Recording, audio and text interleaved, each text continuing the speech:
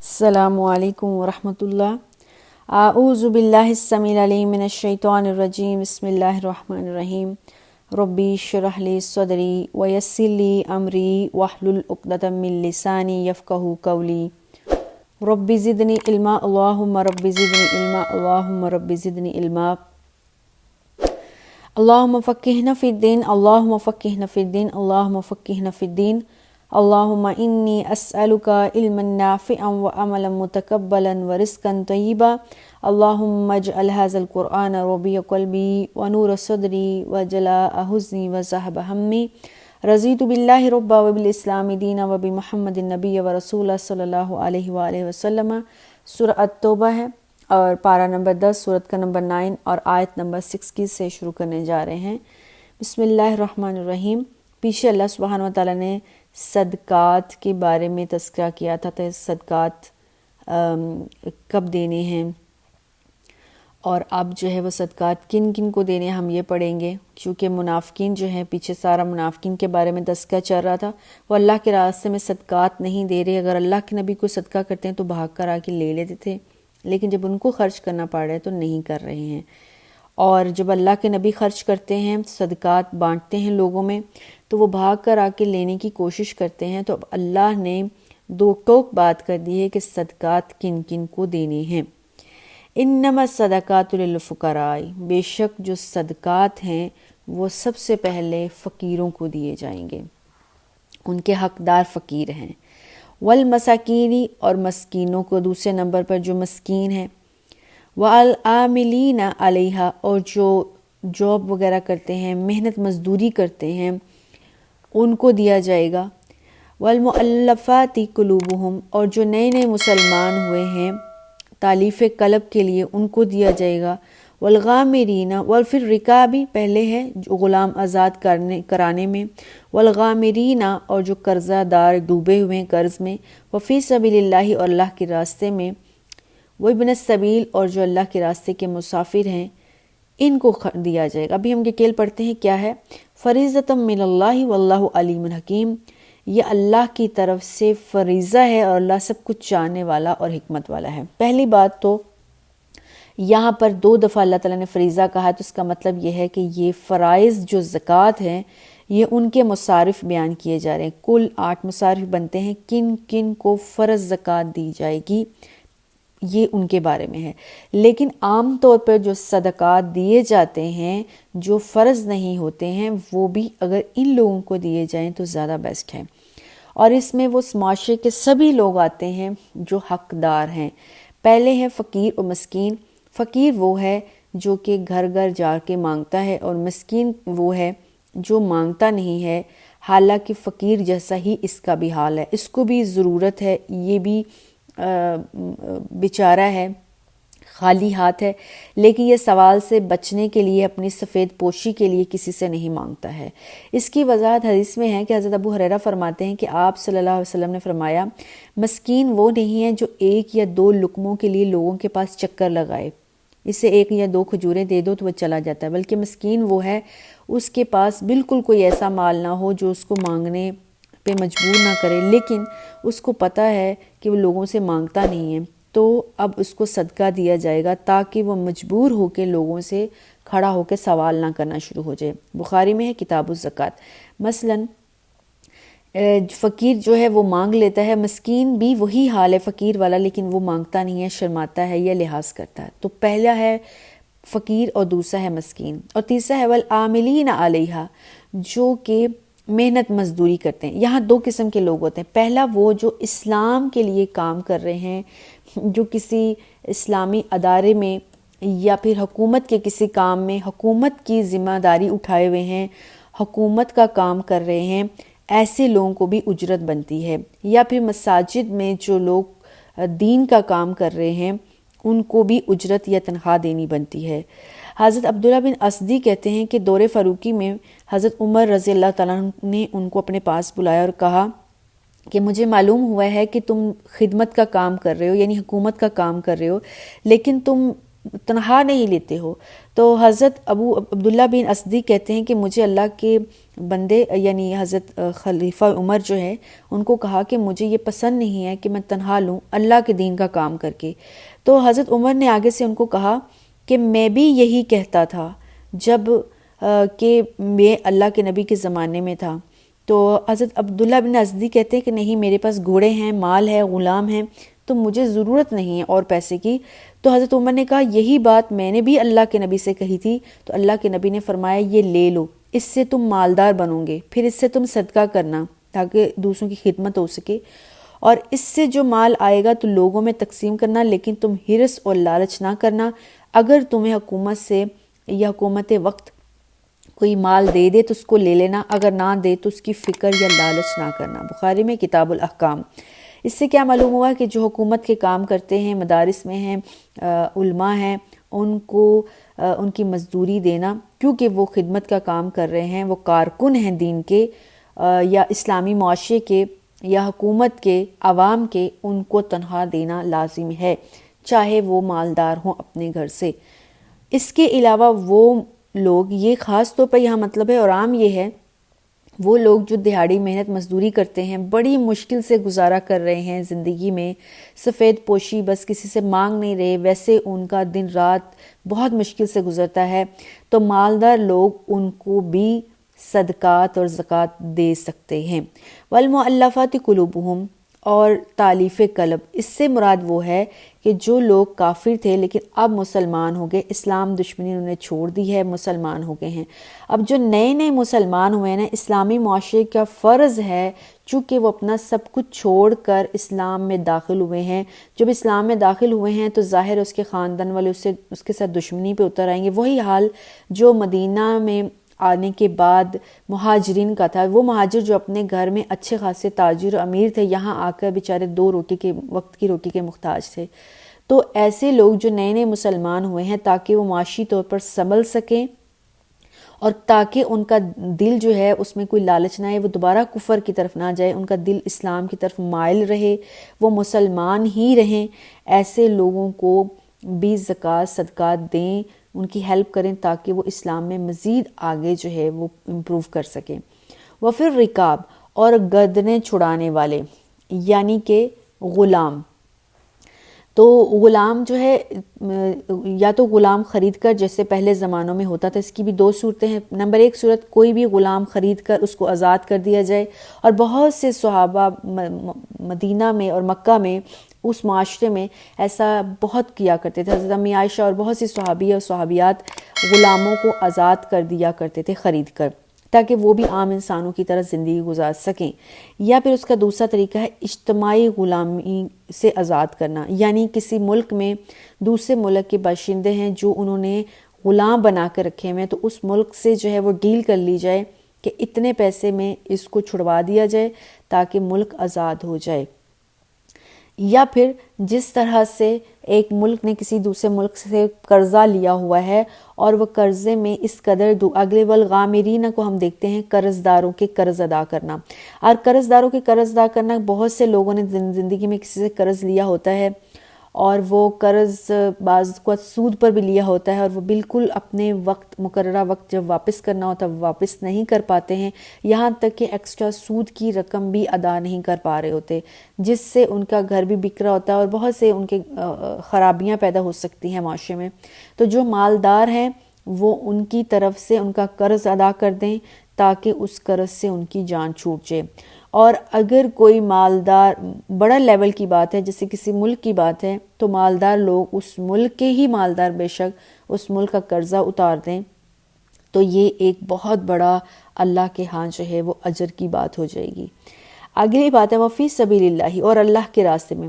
تو اللہ کے راستے میں کیا ہے؟ جو اللہ کے راستے میں جہاد کرتے ہیں، جو مسافر ہیں، وہ جب ضرورت سفر کر رہا ہوتا ہے کوئی شخص، اس وقت جو ہے مجاہدین ہیں یا جو بھی اللہ کے راستے میں کام کے لیے نکلے ہوئے ہیں، گھر سے وہ چاہے امیر ہیں لیکن سفر کے وقت راستے میں کوئی مشکل پریشانی آ جائے ان کو، تو اس کی ہیلپ کرنا جو ہے وہ اسلامی معاشرے کی اوپر لازم ہے۔ اسی طرح کسی کی راستے میں چوری ہو جائے، جیب کٹ جائے، کسی بھی وقت فی الوقت اگر واقعتاً وہ مجبور ہے اور وہ ہیلے بہانے نہیں کر رہا ہے تو وہاں کے معاشرے کے رہنے والے، اسلامی معاشرے کے رہنے والے لوگ اس کی ہیلپ کریں گے اور یہ ان کے صدقات یا زکوٰۃ ہوں گے۔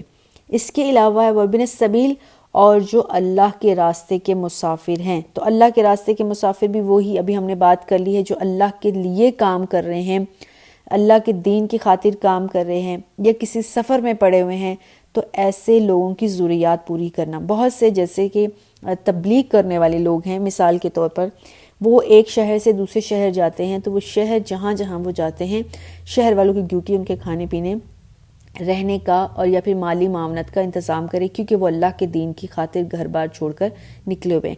یہاں تک ہم نے ایک مصارف زکوٰۃ پڑھے ہیں، اور یہ جو 8 کے 8 ہیں ان سب کو صدقات دینا، زکوٰۃ دینا فرض ہے۔ اس سے کیا ہوگا؟ اس سے یہ ہوگا کہ جب بھی زکوٰۃ دی جائے گی تو یہ ان سارے لوگ، یہ جو حقیقی حقدار ہیں جن کا اللہ نے قرآن میں نام لیا ہے، اس سے اسلامی معاشرے کی فلاح و بہبود ہوگی، معاشرہ جو ہے صحیح طور پر گامزن ہو جائے گا، اور اس معاشرے میں رہنے والے لوگ کسی دوسرے کے آگے ہاتھ نہیں پھیلا پائیں گے، کسی دوسرے معاشرے کے سامنے ہاتھ نہیں پھیلا پائیں گے، کیونکہ ایک معاشرے میں رہتے ہوئے، ایک ملک میں رہتے ہوئے بہت سے لوگ اگر نادار اور فقیر مسکین ہیں، لیکن دوسری طرف وہ لوگ بھی ہیں جن کو اللہ سبحانہ وتعالی نے اپنی طرف سے، اپنی حکمت سے بہت کچھ نوازا ہوا ہے، تو وہ لوگ کسی اور پر ڈیپینڈ کریں، ہمارے ارد گرد دائیں بائیں، آمنے سامنے، اور ایک محلہ، شہر، جہاں تک بھی ہماری نظر جاتی ہے یا جس کو ہم سمجھتے ہیں کہ وہ مالدار نہیں ہے، فقیر ہے، مسکین ہے، محتاج ہے، ابن السبیل ہے، یہ جتنے بھی ہم نے یہاں پہ مصارف زکوٰۃ پڑھے ہیں ان کو زکوٰۃ دینی۔ اس کے علاوہ فرض زکوٰۃ کے علاوہ بھی اگر ہم نے صدقات دینے ہیں تو ان لوگوں کو صدقات دینے ہیں، ٹھیک ہے۔ اب صدقات دینے کا طریقہ یہ ہے کہ جو زکوٰۃ ہوگی وہ اعلانیہ بھی دی جا سکتی ہے، لیکن جو صدقات ہیں یہ سارے کے سارے کوشش کی جائے گی کہ وہ ان کو سامنے ہڈن طور پر دیے جائے تاکہ ریاکاری کا شبہ نہ رہے۔ آیت نمبر 61 ہے، وَمِنْهُمُ الَّذِينَ يُؤْذُونَ النَّبِيَّ، ان منافقین میں سے ایسے۔ اچھا، اب یہاں پر اس پچھلی آیت کو ایک دفعہ دوبارہ ڈسکس کر لیتے ہیں۔ یہاں پر اللہ تعالیٰ نے اچانک سے زکوٰۃ کی، پیچھے ابھی کوئی زکوٰۃ کی بات نہیں ہوئی، تو اچانک سے مصارف زکوٰۃ، یہ جن کو زکوٰۃ دی جانی تھی ان کا تذکرہ کیوں کیا ہے؟ اس لیے کیا ہے کہ پیچھے ساری جو بات ہے وہ ہم نے دیکھی ہے کہ منافقین جب بھی اللہ کے نبی کوئی مال تقسیم کرنے لگتے ہیں تو بھاگ کر آ جاتے ہیں کہ ہمیں مل جائے، حالانکہ گھر سے وہ اچھے خاصے ٹھیک ٹھاک ہیں۔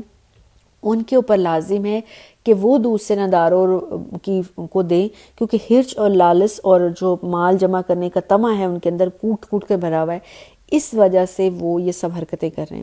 تو اللہ نے یہاں پر واضح اللہ کے نبی کو بتا دیا ہے کہ اب کن کو دینا ہے۔ تو ابھی کوئی ناراض ہوتا ہے مجھے نہیں ملا، تو پھر وہ دیکھ لے کیا وہ اس کیٹیگری میں آتا ہے، اگر وہ آتا ہے تو پھر ٹھیک ہے، اگر نہیں آتا تو پھر ان کو زکوٰۃ نہیں دینی پڑے گی۔ آگے آیت نمبر ہم پڑھے ہیں 61 میں، ان میں سے کچھ لوگ ایسے ہیں نبی، ان منافقین میں سے جو آپ کو تنگ کرتے ہیں، آپ کو تکلیفیں دیتے ہیں، یقولون ہوا اذن، اور یہ منافقین میں سے کچھ ایسے ہیں جو تکلیف دیتے ہیں اور کہتے ہیں نعوذ باللہ من ذالک، اللہ کے نبی کان کے کچے ہیں۔ کل اے نبی ان کو کہہ دیجئے اذن خیر لکم، اللہ کے نبی کو جو تم کان کا کچا ہونا تانا دے رہے ہو نا، یہ تمہارے لیے بہتر ہے۔ یؤمن باللہ، اس سے تم اللہ سے بچ رہے ہو اور اللہ کے رسول سے بچ رہے ہو، حالانکہ اللہ کے نبی اس پر اعتبار کرتے ہیں جو اللہ پر یقین رکھتا ہے، وَيُؤْمِنُ بِالْمُؤْمِنِ لِلْمُؤْمِنِينَ، اور جو مومنین، جو پکے مومنین ہیں اللہ کے نبی اس کے اوپر یقین کرتے ہیں، وَرَحْمَةً، اللہ کی رحمت ہوگی لِلَّذِينَ آمَنُوا، ان لوگوں پر جو ایمان لائے ہیں، مِنْکُم تم میں سے، وَالَّذِينَ، اور وہ لوگ یُؤْذُونَ رسول اللہ لَهُمْ عَذَابٌ علیم، جو اللہ اور اس کے رسول کو تکلیف دیتے ہیں، اللہ کے نبی کو ستاتے ہیں، ایسے لوگوں کے لیے دردناک عذاب ہے۔ یہاں پر ہم نے 2 چیزیں پڑھی ہیں۔ پہلی چیز، جو منافقین ہیں نعوذ باللہ من ذالک، وہ اللہ کے نبی کو یہ تانا دیتے ہیں کہ اللہ کے نبی کان کے کچے ہیں۔ مطلب ان کا یہ تھا، رسول اللہ صلی اللہ علیہ وسلم کو جا کے شکایتیں کرتے ہیں اور اللہ کے نبی ان کی شکایتیں سن لیتے ہیں، اور وہ کہتے ہیں کہ اللہ کے نبی کیا کرتے ہیں، اللہ کے نبی کو نعوذ باللہ من ذالک ڈفرنس یا فرق ہی پتہ نہیں چل رہا کون سچا ہے کون جھوٹا ہے۔ جب ہم جا کے اللہ کے نبی کو کوئی باتیں سٹوریز سناتے ہیں تو اللہ کے نبی ان کے بھی درست مان لیتے ہیں، اور جب مسلمان کوئی بات جا کر بتاتے ہیں تو اللہ کے نبی ان کی بات بھی سنتے ہیں، اس کو بھی درست مان لیتے ہیں۔ دراصل ان منافقین کی خواہش یہ ہے کہ آپ صلی اللہ علیہ وسلم ان مسلمانوں کی باتوں پر اعتبار نہ کریں، اللہ کے نبی ہمیں معزز سمجھیں، ہمیں عظیم سمجھیں، ہماری شرارتوں، ہماری سازشوں پر اعتبار کرتے رہیں۔ اور یہ جو مسلمان جو ہیں ان کو پتہ ہے کہ کون سے لوگ جو ہیں وہ شرارتیں کر رہے ہیں، اب یہ ڈرتے ہیں کہ کہیں یہ مسلمان ہماری شرارتیں، ہماری سازشیں اللہ کے نبی کو بتا نہ دیں، تو اس طرح سے وہ کہہ رہے ہیں کہ اللہ کے نبی آپ مسلمانوں کی بھی سن رہے ہیں، ہماری بھی سن رہے ہیں، آپ تو ہر ایک کو سن کر درست مان رہے ہیں، مطلب آپ تو کان کے کچے، نعوذ باللہ من ذالک، آپ کو پتہ ہی نہیں چل رہا کون سچا ہے کون جھوٹا ہے۔ اس کے جواب میں اللہ سبحانہ تعالیٰ نے فرمایا اللہ کے نبی کا یہ جو تم لوگوں نے تانا دیا نا کان کا کچا ہونا، دراصل یہ تمہارے ہی حق میں بہتر ہے۔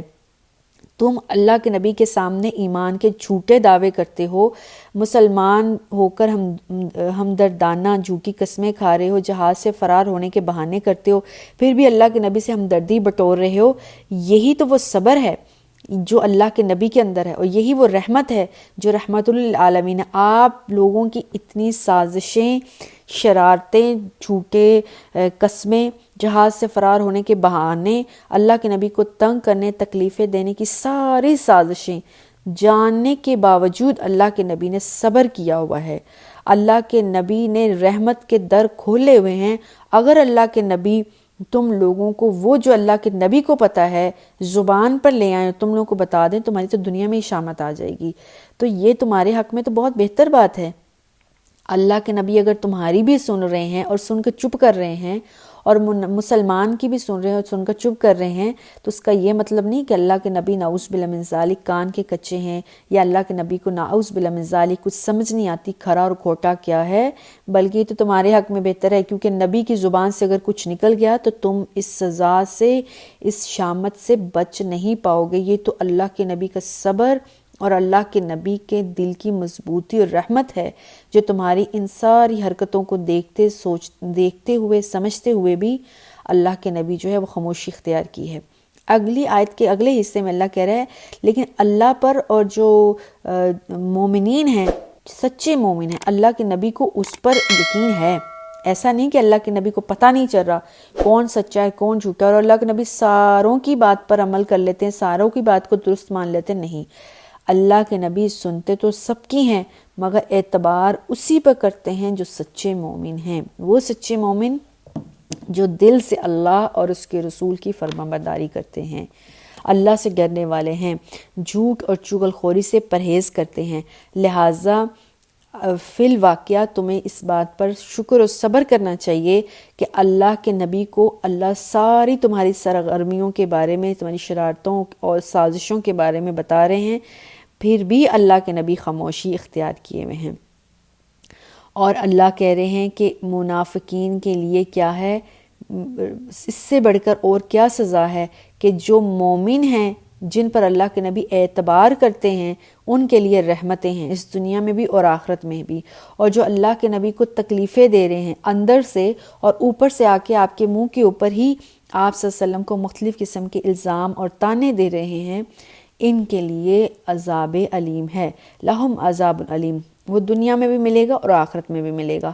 آیت نمبر 62 ہے، یخلفون باللہ لکم لیرزوکم، اے نبی آپ کے سامنے اللہ کی قسمیں کھاتے ہیں تاکہ یہ آپ کو راضی کر سکیں، واللہ ورسولہ احق ان یرزوہ ان کانوا مؤمنین، اصل میں تو ان کو اللہ اس کے رسول کو زیادہ راضی کرنا چاہیے تھا، کیونکہ ایماندار ہونے کا نتیجہ ہی یہی تھا کہ یہ اللہ اور اس کے رسول کو دل سے راضی کرتے، اگر یہ مومن تھے دل سے فرما برداری کرتے۔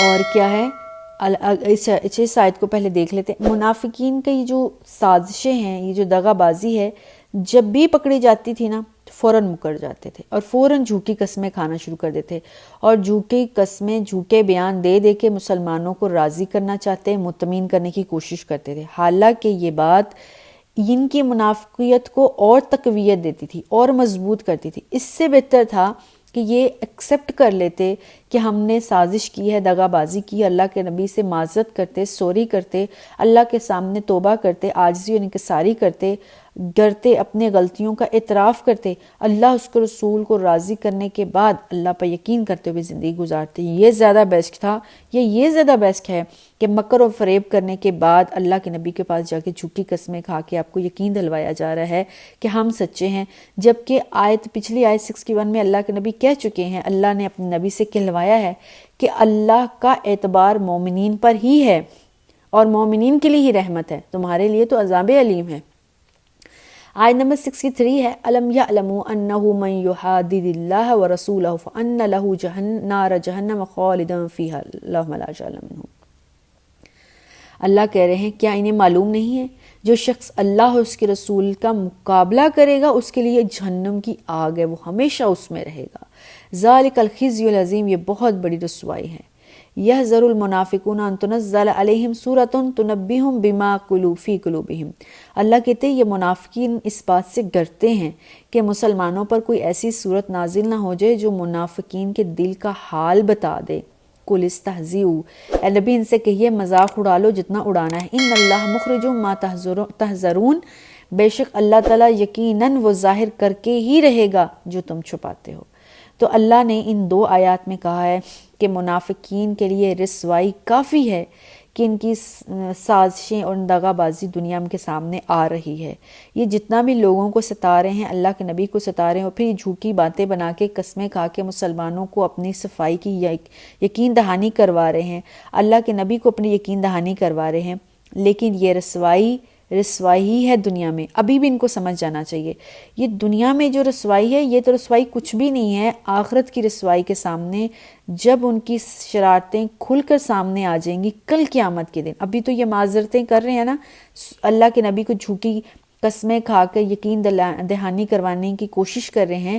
ایک وقت ایسا آئے گا جب واقعتاً ان کی سازشیں کھل جائیں گی، ان کو معذرت کا موقع ہی نہیں ملے گا. اب ہمیشہ کے لیے ان کو جہنم کی سزا ملے گی، جہنم کا عذاب بھگتنا پڑے گا.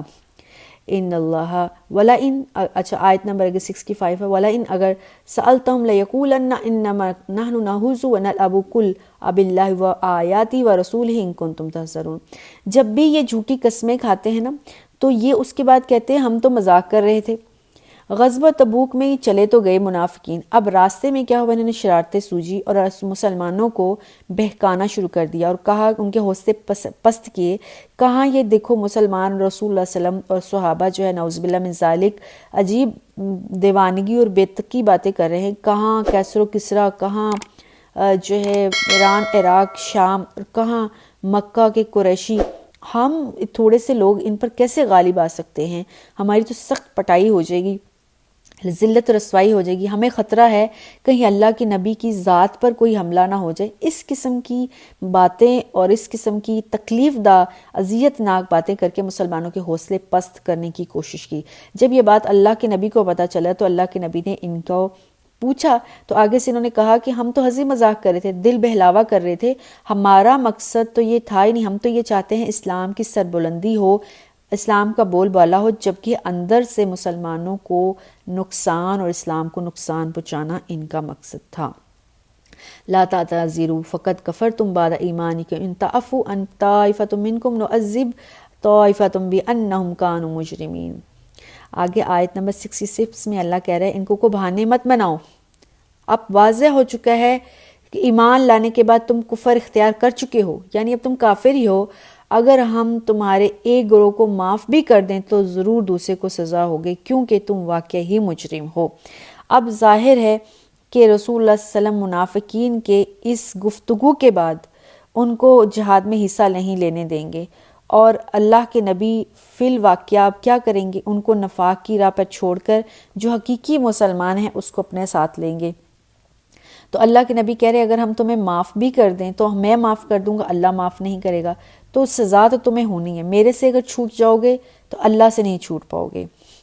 تو اللہ سبحانہ و تعالیٰ سے دعا ہے کہ اللہ جو ہے ہمیں منافقین اور کفار جیسی کردار سے بچنے کی توفیق دے، صحیح اور سچا ایمان والا بنا دے تاکہ اس دنیا میں ہم نے جتنے بھی ٹوٹے پھوٹے اعمال کیے ہیں رہتے ہوئے دنیا کی زندگی و مصیبتوں کے ساتھ بھی اللہ اس کو اجر عظیم عطا فرمائے، آمین۔ والسلام علیکم ورحمۃ اللہ وبرکاتہ۔